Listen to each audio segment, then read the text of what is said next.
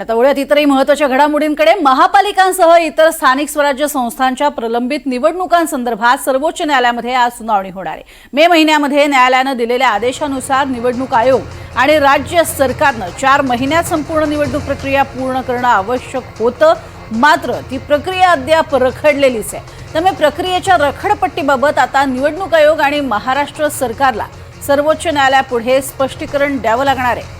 दरम्यान पालिका निवडणुका जानेवारी महिन्यातच होण्याची शक्यता आहे आणि त्यामुळे या संदर्भात आता सर्वोच्च सुनावणी काय होते हे पाहणं महत्त्वाचं ठरणार आहे। अधिक माहिती घेऊयात रामराजे शिंदे यांच्याकडनं। रामराजे, काय स्वरूपाचं आता स्पष्टीकरण दिलं जाईल सरकारकडून आणि सर्वोच्च न्यायालयात महत्त्वाची सुनावणी? बिलकुल, मागील वेळेस जेव्हा कोर्टाने सांगितलं होतं की सरकारला की येत्या 4 आठवड्यामध्ये या संदर्भाचं नोटिफिकेशन काढावं आणि निवडणुका घेण्यात याव्या, परंतु निवडणुका घेतल्या गेल्या नव्हत्या। त्याचं कारण हेच होतं की प्रलंबित प्रभाग रचना ज्या आहेत त्या अजून पूर्ण झाल्या नव्हत्या आणि अद्यापही प्रभाग रचना पूर्ण झालेल्या नाहीयेत।